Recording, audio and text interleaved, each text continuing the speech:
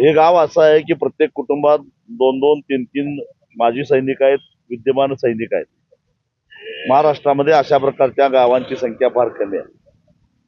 आणि या सगळ्या माजी सैनिकांची आज एकच इच्छा आहे की गावामध्ये जे काही गायरान आहे ते गायरान औद्योगिक वसाहतीसाठी न वापरता त्याचा वापर सगळ्यांच्यासाठी व्हायला पाहिजे. विशेषतः माजी सैनिकांच्यासाठी काही ना काही सरकारी केंद्र, विद्या केंद्र किंवा एखादा क्रीडा संकुल, भरतीपूर्व प्रशिक्षण केंद्र, कृषी विद्यापीठ अशासारखं काहीतरी व्हावं, जेणेकरून सगळ्या महाराष्ट्राला अभिमान वाटेल अशा प्रकारचं काम या गावानं केलेलं आहे.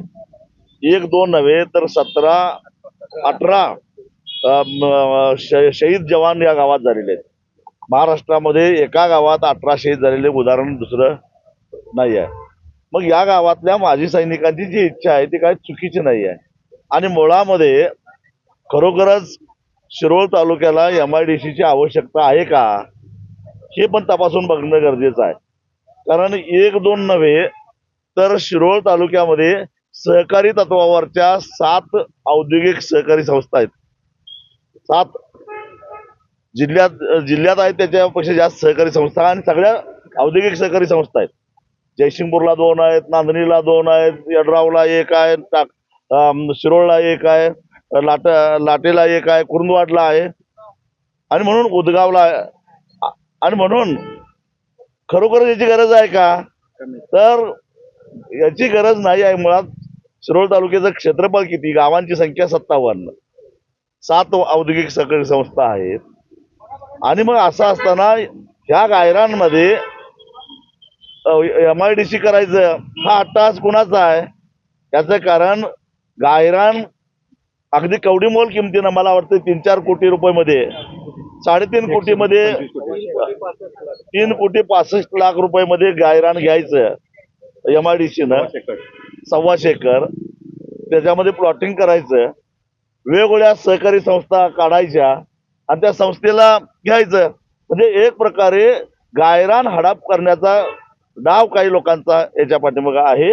आणि त्यासाठी या सगळ्या गावाला विटी धरलं जातं. एका बाजूला म्हणायचं की सीमेवर आमचे जवान शहीद होतात पण आमचं रक्षण करतात असं बोलायचं, आणि दुसऱ्या बाजूला त्या जवानांचा अधिकार हिणावून घ्यायचा. आणि सगळ्यात महत्वाची गोष्ट म्हणजे कुरुंदवाडच्या दक्षिणेला असणारी ही जी 15-16 जी गावं आहेत, या गावांना पुराचा मोठा वेढा पडतो. आणि तो वेढा पडला कारण एका बाजूनं कृष्णा असते, दुसऱ्या बाजूनं दूधगंगा असते, आणि या 2 नद्यांच्या मध्ये ही गावं सापडतात. आणि त्यावेळी त्यांना जीव वाचवण्यासाठी या टाकळी गावाशिवाय दुसरा कुठलाही पर्याय राहत नाही. ह्या 10-12 गावातल्या लोकांना याच माळावर येऊन थांबावं लागतं. आणि मग समजा इथं जर का औद्योगिक वसाहत झाली तर जीव वाचवण्यासाठी हे ह्या 10-12 गावातले लोक जाणार कुठं. कारण महाराष्ट्र सरकारमध्ये एवढी हिंमत नाही की आलमट्टीची पातळी कमी करा आणि पुरापासून शिरोळ तालुक्याला वाचवा.